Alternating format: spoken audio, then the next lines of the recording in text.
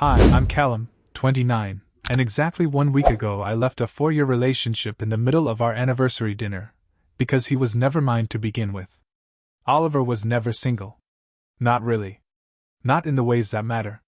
The first time I met him, he was still technically reeling from a woman named Sophie, his ex-fiancée, and my best friend since high school. Yeah, I know. Disaster DNA all over it. But it wasn't like that at first. They were engaged. I was the overenthusiastic third wheel, already mentally planning a joint holiday where I'd make the toast at their wedding. Then Sophie vanished. No call. No note. No panic attack in a bridal suite. Just gone. On the literal morning of their wedding. The fallout? Nuclear. Oliver wasn't just heartbroken, he was hollow. I watched him float through days like someone trying to remember what breathing felt like. He wouldn't eat. Wouldn't sleep. I stayed. I ordered takeout and sat on his couch with silent TV and background grief. I told myself it was about being a friend. But something shifted in those long nights. 10 months later, I kissed him. 2 months after that, we were living together. And for 4 years, I told myself it had become something real. Then, 3 nights ago, Sophie came back. I didn't know. I didn't get a text or a call or a warning whisper. I just noticed Oliver started glitching. Pacing the kitchen. Checking his phone like it was whispering secrets. Losing his train of thought mid-sentence. I finally asked him point blank. Are you okay? He stared at me like he just remembered I existed. Said he was fine. That same night, I found out from his mom that Sophie was back in town. He said, I don't want to talk about her. My heart cracked quietly, like cold glass. But I didn't say anything. Not then. I tried to believe that 4 years meant more than 4 days of spiraling confusion. The next night was our anniversary. I dressed up, got to the restaurant early, sat at our usual table. I ordered his favorite wine, set down the wrapped gift I spent weeks finding. I waited. And waited. 2 hours in, I got a text. Can't attend. Something happened. The end. 8 words. No explanation. Just a surgical exit wound. But I knew where he was. I drove to the lake by our old university, the place the 3 of us used to go when we thought the world was malleable and love was bulletproof. And there they were. On the bench. Sophie's hand in his. And the look on his face? Peace. The kind of peace he never had with me. I didn't scream. I didn't cry. I walked up, pulled the promise ring he gave me out of my coat pocket, dropped it in his hand, and walked away. He didn't follow me. That silence told me everything. The first night without Oliver felt like withdrawal. Not from him, he'd been gone for a while, emotionally, but from the delusion. The shared toothbrush. The shared lease. The idea that we were building something. That we were enough. I boxed up his things in the apartment, while Taylor Swift whispered old lyrics in the background I couldn't even hear. His shirts still smelled like cedarwood and denial. I didn't throw anything. I didn't cry. Just folded every memory into a box labeled Return to Sender. He didn't come home that night. Or the next. Or the one after that. On day 6 he knocked. Through the peephole he looked, wrecked. Hair unbrushed. Shirt rumpled. Clutching that same ring like it was the last bit of dignity he had left. I didn't open it right away. My hand hovered on the lock like it was a bomb switch. Then I got a text. From Sophie. Please hear him out. There's something we never told you. So I opened the door. Just enough. Oliver stood there, skin pale and voice shaking. Can we talk? I stepped aside, wordless. We sat on opposite ends of the couch, with a chasm between us bigger than any physical space. He held the ring in his hand like it might disappear if he let go. And finally, in a voice I barely recognized, he said, I should have told you everything a long time ago. So I listened. I sat there in the apartment we once called ours and listened, as he rewrote the story I believed for 4 years. Sophie didn't run from the wedding because of cold feet. She ran because her mother had just been diagnosed with early-onset Alzheimer's. 3 weeks before the wedding. Her dad begged her to keep it secret. Her mother didn't recognize her during her final dress fitting. She had to choose, move states away with Oliver or stay to help the woman who birthed her vanish in slow motion. She didn't tell anyone. Not even Oliver. She just ran. The kind of running that wasn't cowardice, but collapse. By the time Oliver found out the truth, 7 months ago, he'd already built a life with me. And he never told me. Because he thought it didn't matter. Because he thought it wouldn't change anything. But it did. Everything. I stared at him, at the man I'd loved for 4 years, realizing I hadn't known him at all. Not really. I asked him, straight. Have you been in touch with her this whole time? His face broke in half. He nodded. Emails. Nothing romantic. Just updates. About her mom. Her dad. I didn't know how to tell you. That was the moment I felt it. The shift. Not just heartbreak, but betrayal. Because it's one thing to mourn an old love. It's another to nurse it in secret, while building a life with someone else. While slipping a ring onto my finger with a hand that was still half held by someone else. He said it was innocent. That he never meant to act on anything. But love doesn't need a hotel room to cheat. Sometimes, it just needs quiet loyalty to someone who's not you. The emails weren't the problem. The emotional alibi was. He kept Sophie alive in his heart like a backup drive, even as he promised me forever. Said he wanted a happy ending, with me, while his subconscious kept asking, what if? I stood. Told him he had to leave. He begged to stay, said we could work through this. But I couldn't be the person holding up his healing anymore. I couldn't be the nurse to his grief, the stand-in while he sorted himself out. He packed a bag and went to crash at Max's, his college friend who always hated how Oliver depended on me like a crutch. Before he walked out, he asked, "Can we talk again soon?" I didn't answer. The door shut behind him like a period on a sentence I never got to write. And then I sat in the silence of our apartment, surrounded by framed lies and furniture we bought on sale during the we're so in love phase. And I wept. Not because I lost him. But because I lost myself somewhere in loving someone who never let go of someone else. I didn't sleep that night. I didn't even try. I just laid there on the couch with Oliver's absence echoing in every room like a forgotten voicemail. The apartment was too still, too honest. Without him, the space felt like it belonged to me for the first time, and I hated that I didn't recognize it. At 11:30, I called Emily. She answered on the second ring, groggy but alert the second she heard my voice. I told her everything.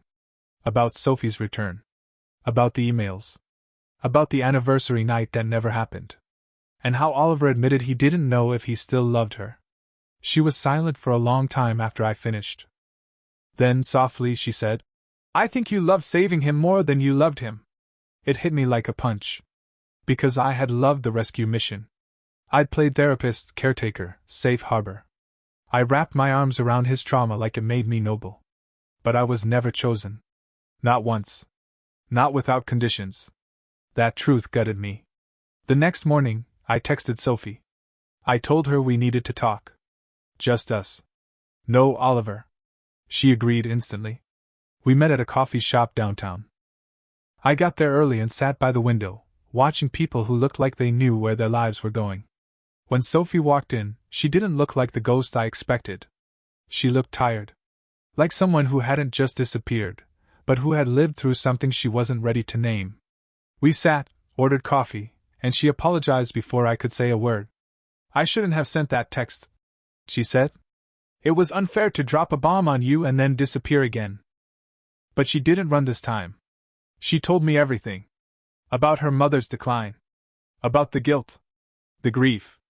The sleepless nights and hallucinations and having to spoon-feed someone who once built her dollhouse. She told me her mom died 4 months ago. That she came back not to rekindle anything, but to finally explain the silence she left behind. But seeing Oliver again changed that. I said I wanted to try again. She admitted, because for a second, it felt like I could rewind the clock. Then she looked at me and said something that stuck in my ribs. "He talked about you, you know. In the park. Said you were kind. Said you held him together. But I could see it. He never fully let me go.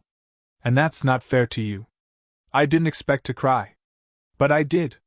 Because for the first time in this whole mess, someone other than me finally acknowledged what I knew in my bones. I was never his plan A.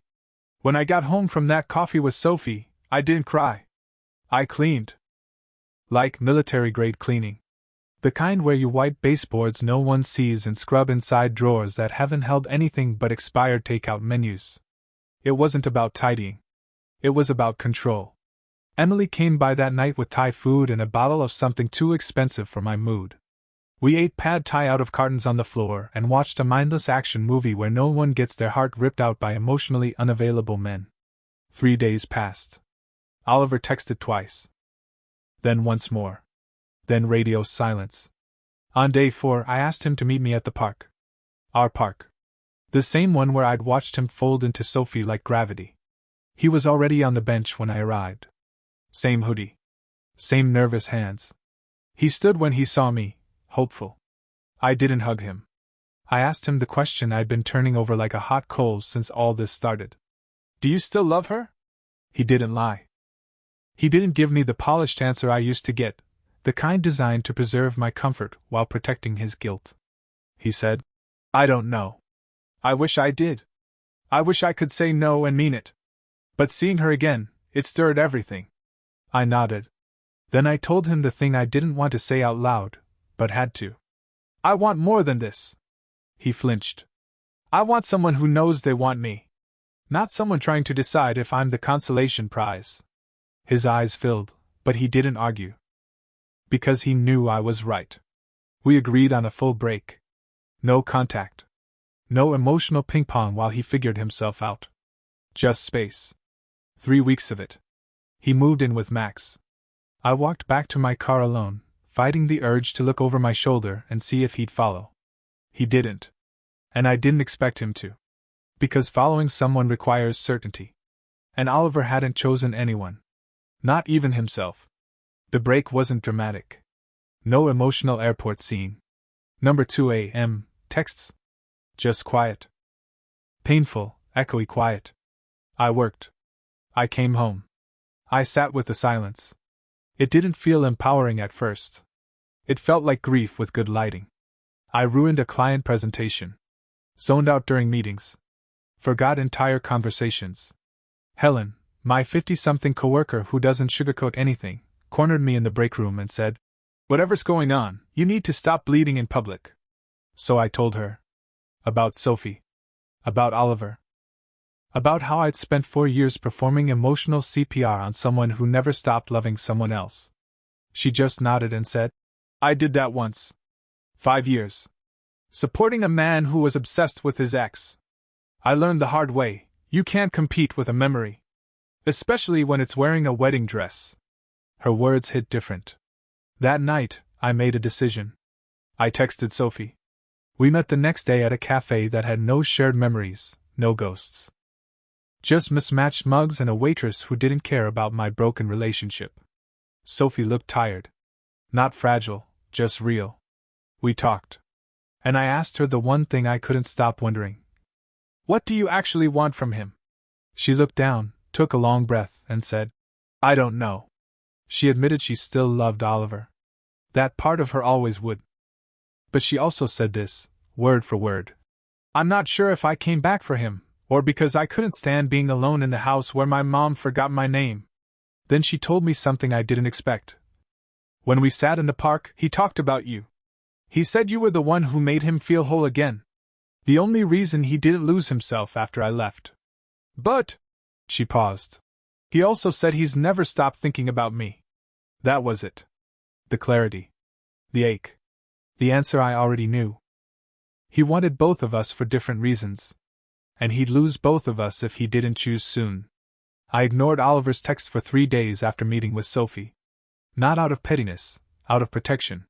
By the 4th day, I asked him to meet me one last time. Not at our apartment. Not at a restaurant. At the lake, the same bench where everything unraveled. When I arrived, he was already sitting there, staring at the water like it could tell him what to feel. He stood up the moment he saw me, a mess of nerves and unfinished sentences. I'm glad you came, he said, almost apologetically. I got straight to the point. Sophie told me you visited her 2 days ago. He froze. I know you're scared of making the wrong choice, Oliver, I said. But dragging this out is the wrong choice. He sat, nodding like a man who was finally out of excuses. She's leaving town, I continued. She said she's not coming back? That whatever decision you make needs to be based on this, on what we had. Not nostalgia. Not guilt. Not what ifs. He looked at me, really looked at me, and for a second I thought he was going to say the words I'd waited years to hear. But instead, he said this. I think I loved you for your safety, and I loved her for the chaos. And now I don't know what love is at all. And that was when I knew. I stood. I don't want to be someone's safe choice, Oliver. I want to be someone's only choice. He didn't argue. Didn't beg. Didn't follow. I walked back to my car with the wind in my hair and a strange weight lifting. Not because I got closure, but because I finally stopped waiting for someone who didn't know how to choose me. That night, Emily came over with wine and her terrible pad thai habit. She sat next to me on the floor of my half-empty apartment and told me she was proud of me. Not for surviving heartbreak, but for finally choosing myself. 3 weeks after the bench conversation, Oliver moved the rest of his things out. I didn't cry. I didn't watch. I let Emily handle the logistics while I made tea in the kitchen, pretending not to hear the sound of boxes being carried across the hallway like memories wrapped in bubble wrap. When it was over, he left a note on the counter, short, half-hearted, entirely Oliver. I hope you find someone who shows up every day. I'm sorry it wasn't me. Oh. I read it once, then fed it through the shredder. I wasn't angry anymore. I was just done. The kind of done that comes from exhaustion, not rage. The kind where you wake up and realize your future's finally uncluttered, not perfect, not painless, just yours. I started going to therapy every Thursday. Sat on a beige couch across from a woman who didn't flinch when I told her I'd spent 4 years loving a man who kept a ghost in his heart. She helped me unravel it. Helped me see that I'd spent most of the relationship proving I was worth loving. That I mistook emotional labor for partnership. That I wore Sophie's absence like a second skin, always adjusting to avoid touching the wound Oliver never healed. I told her I wasn't mad at Sophie anymore. She told me I never really was. I was mad at the version of myself who thought if I gave enough, I'd finally be chosen. But I'm not auditioning anymore. A month later, I moved to a new apartment. Smaller, sunnier. The lease was in my name only. I bought a deep blue couch Oliver would have hated and filled the walls with artwork I'd made during the nights I couldn't sleep. Emily helped me paint one wall yellow. This is the version of you I remember before all this, she said, waving a roller. Bright. Messy. Fully yours. I didn't correct her. I just smiled. Because she was right. I'd been shrinking myself for 4 years to fit inside someone else's grief. Someone else's indecision. Someone else's version of love. And now? I was learning how to expand again. Sophie texted me once more before leaving town for good. I'm starting a support group for caregivers. Alzheimer's families. I'm trying to turn the worst thing I lived through into something useful.